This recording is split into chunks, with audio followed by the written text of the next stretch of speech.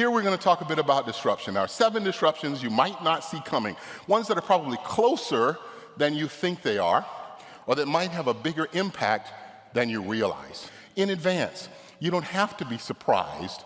You can be ready to roll with whatever happens. And that is what we're going to try to do a little bit here today. Disruption is not just change. We're looking for disruptions that cause a fundamental shift in the system that you're working in, the system of behavior, of technology, of whatever. It doesn't go back to the way it was before unless it's disrupted again by something else. Disruptions come, they can get big, and they stay for a long period of time. So that's what we're trying to get at. And we use this scale, the digital disruption scale, to measure the intensity of a disruption, just like the intensity of an earthquake. The right-hand side of this curve is showing you historical disruptions that have happened at least 30 years ago that you can compare to what's happening now, so you get an idea of what it is. So here are the 7 disruptions that I'm going to talk about here today. They are scattered around. They're scattered in terms of intensity. I won't go in this order from bottom to top. We have these things that rise up the scale, and we're going to talk about where these things are now and where they will be. Now, disruption, as I said, is fundamental shift and fundamental change, not just fad. Let's talk for a moment about generative AI, and then we'll leave it behind. Generative AI is different from all other previous innovations we've ever seen. And yes, I did say all. The reason why is because it is something that for the first time in human existence could change the nature of what it means to be human. I'm not worried about whether it's going to replace human beings. What I'm worried about is what it will do to us right now that we are not prepared for. I'm worried about how it changes our ability to produce products and services and be competitive in our own markets. If we can't figure that out, we're in real trouble. That's why you need to be talking to us. That's why you're here. And that's why our conference is about AI. So generative AI can set goals. It can follow those goals and figure out how to solve for those goals without you telling it what to do. It is different in terms of cost. It's very expensive to run. It's different in terms of learning. It can learn as it goes. And it is different in terms of scale across everything we do and the scope of everything we do. So it's different than anything else that's come along. But there are other things that we should think about. I'll bring generative AI back into the conversation, but let's move into some of the others. So the first disruption, what if geomagnetic storms knocked out your internet access? How often do you think about geomagnetic storms or coronal mass emissions? The notion of solar flares is something that we should be thinking about, because if in fact geomagnetic storms were to interrupt your internet access, it probably means we as a species are in trouble. And the reason we say that is because solar flares can cause all sorts of other disruptions, secondary disruptions. Well, the biggest solar flare that we can identify was about 14,300 years ago. If we had had that happen now, it would have knocked out some $2 trillion worth of infrastructure, which might not have come back online for months, if not years. The next peak of solar flare activity, 2025. Now, this may not happen to us for another 100 years, but if it happens, all those low Earth orbit satellites will be destroyed, and that will take down your internet connection. And we know that's the only thing that really matters besides generative AI is internet. That is disruption. That is what we're talking about. Our communications networks, our ways of interacting with one another, gone in a heartbeat. So where is it in 2023? Enhancing markets. We're talking about hardening systems. We're talking about the ability to increase the mean time between failure of systems and the impact of electrical discharge in the atmosphere. Because literally, a large solar flare will cause you to see sparks emanated from one person to another. And we are talking about having systems that are better able to survive that. Right now, it's very, very fragile. 2028, it could be transforming or reinventing markets because we have to find new ways to deliver technology that isn't vulnerable to it. The second one, AI-driven legacy modernization. Generative AI finally meets legacy systems, and we're able to finally get out of some of the trap that we've been in. The reality is AI can minimize legacy code and minimize the creation of new legacy systems. That should be a goal of everyone here, because legacy is expensive, but it's also critical. It's running some of the most important systems in the world. And we really need to be able to modernize them without disruption. It means that code conversion, just-in-time writing of code, is not the most critical thing. It means AI can describe the code that you have. It can tell you code that doesn't have documentation anymore. COBOL programmers are retiring, so now it can look at the code and explain the system and tell you what's happening and describe the dependencies in your system. It is also about explaining the application. What is it supposed to do versus what it's designed to do? And making that's something we've always had a problem with. We think we build an app that does what users tell us, but then we find out users are not good at telling us what they want. We're not good at listening to them. We go back to our cubicle and build something that when we give it to them, they say, what is this? It's not what I asked for. But the reality is generative AI can make it closer to what they asked for by helping to explain the application. Then we get into that, refactoring. How should this be refactored? What modules need to be where? What should move first? Prioritization. We get into what kind of user experience it should have. And generative AI helps with all of these things, so it gets us there just a bit faster. When we think about this, this is already starting to extend markets. We're now seeing products introduced into the market, your Google's Vertex AI, your Microsoft Copilot, your Amazon AWS Bedrock. These are the kinds of technologies, along with GitHub Copilot and OpenAI and Anthropic and all the others, that are coming along to make it easier for developers to modernize their applications. And when that happens, the legacy is less of a burden on us all. By 2028, could be transforming or reinventing markets again, because we might actually change the way we do development, or maybe we stop doing development altogether. You can ask yourself, when you prompt a ChatGPT, is that development? Is that an app? I would say in many ways, I could argue, yes, it is. Because I can tell it to pretend it's a developer, to write code that will do. I saw a guy build the video game Pong. You remember that game with the paddles and the ball bouncing back and forth? He reproduced that using ChatGPT in 60 seconds. ChatGPT then gave him the code, he compiled it, ran it, and he had the game. So the paradigm is going to shift. It might transform how we think about development and what we develop. So the opportunity cost of legacy code goes down. We can get rid of it faster. We don't have to expend so much on it. The developer productivity goes through the roof.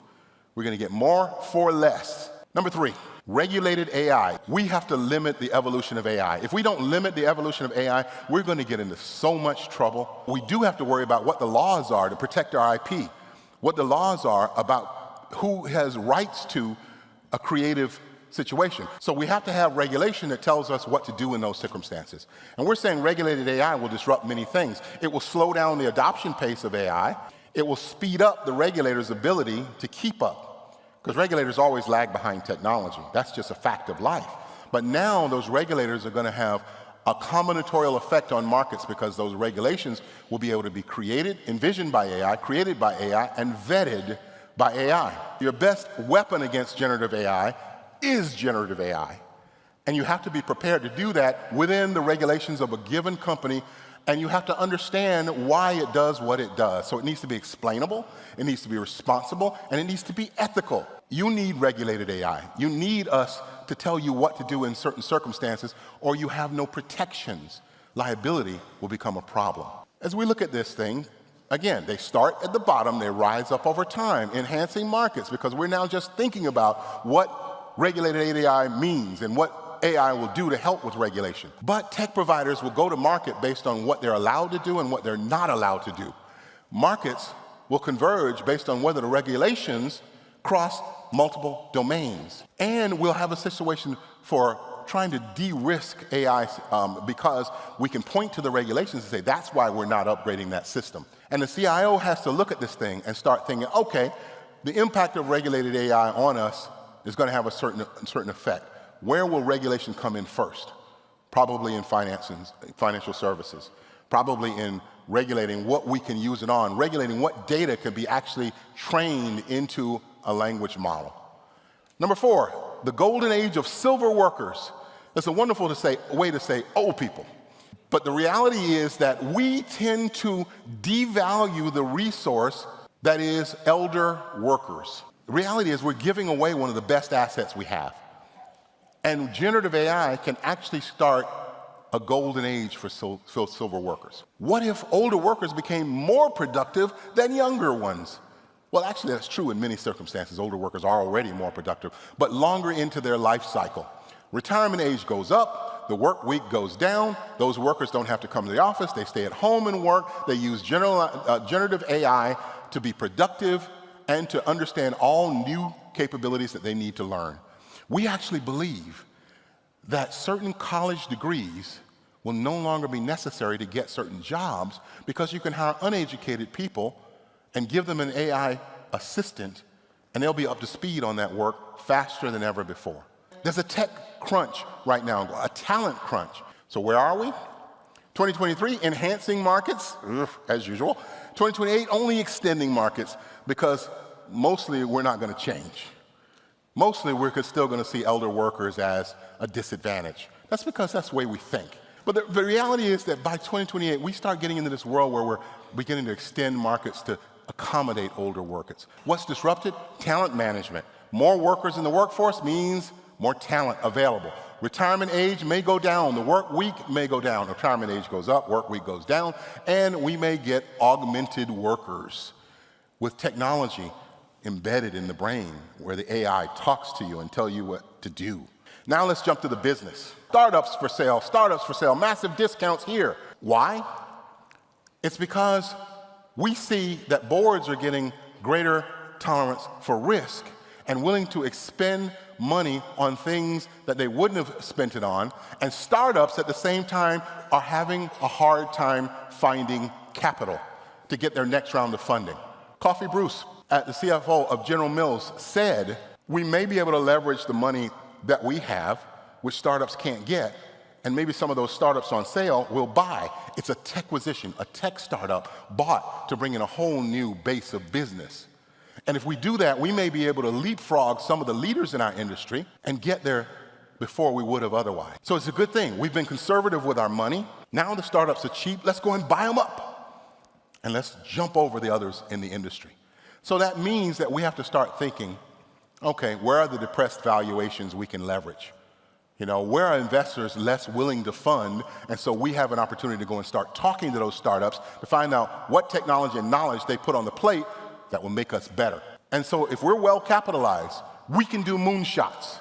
We can do that one big bet that if it lands, will make us the star. Where we are on this, we're still looking at enhancing markets in 2020. By 2028, extending and perhaps transforming markets. And the reason why this doesn't move very fast or far is because conservative companies are conservative. They don't like to move that fast. They get scared very quickly. But if it does move, the pool of available startups is going to go down over time, so get in early. And when you look at this stuff, you're going to see innovation being balanced between those startups and the existing companies out there. That's a good thing. We live in a tech world. If you're not a tech innovator, you are falling behind. And so what you're going to do, aggressively evaluate which tech companies are interesting to you. Start looking at them as an asset to be mined. And you're also going to look to be the sponsor of it. If you are a CIO or working in tech, you should be the sponsor of these techquisitions. Number 6, the pace of engineering innovation is going through the roof, but there's a lot of pain involved in it. This is not an accident. It was a test. The expectation was that failure would happen, that catastrophic failure would happen.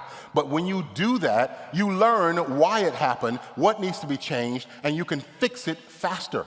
And companies like SpaceX and Tesla, are pushing the envelope on this kind of approach to say, we're going to run through the failures, even catastrophic ones, faster to get to the successful models and then put them in the marketplace. They're even starting to avoid patents because they say if anyone steals our IP and copies what we did, they still don't have the culture to keep up with us. We'll go beyond that before they can even leverage what they've got. So they keep pushing faster, and they've done it over time. SpaceX has increased its pace of delivery for space vehicles dramatically since 2002. And they keep getting faster and doing bigger things with it. They've reduced the payload costs dramatically over time. I remember back in the day when NASA was the only one that we trusted to put things into space. And now NASA seems kind of funny because they're depending on others, SpaceX and others, to actually deliver those payloads. So if engineers are taking more risks, if engineers are willing to take failure, if engineers are willing to try things that might have been thought to be absurd at one point, they'll get there faster. We'll innovate faster. And that could be a massive transformation. We're seeing it now. We're ready to try new things, and our businesses need to be ready. So the engineering discipline and bureaucracy is going away. Innovation pace is going up. We might even get lightweight portable nuclear reactors out of this. Holding a nuclear reactor that's safe in the palm of your hand. That's actually on the table right now. So you have to start thinking about empowering rapid development with fusion teams of business and technology people coming together, doing virtual and physical projects in both spaces at the same time. And you have to shrink the time between run, test, and run. You have to actually watch the failures and keep moving forward. And this leads to our last one, which is an interesting notion. The space race is starting again, and geopolitical competition is going to leave the planet again. Now, generative AI is improving the resource identification to say a country that might not have been important in space technology becomes important because they have resources that are necessary for space technology, either labor or minerals or some kind of fuel that can make a company more powerful. The lower payload costs that I mentioned before are leading to a new space race for satellites. Do you know how busy it is up there with satellites? If they all fell down right now, I don't think any of us would avoid being hit. The reality is that we are making it easier to put these things up. And so we are building our ability to be powerful because space technology is an economic boon. It gets us better. And in 2023, it's just building momentum. By 2028, it will be reinventing everything because the space technology, quantum computing will go to space, server farms will go to space. All these new processes to create new drugs and new techniques will be in space. And yes, you will be riding to space. So 7 disruptions. Here's where they are today in 2023. Here's where we expect them in 2028. The first time that we've had some reach the revolutionize in the 10 years that we've done this presentation. And really, you have to become something important. You have to become the evangelist for self-disruption. Disrupt yourself before someone else does it to you. Because evangelism draws crowds. Crowds can be inspired.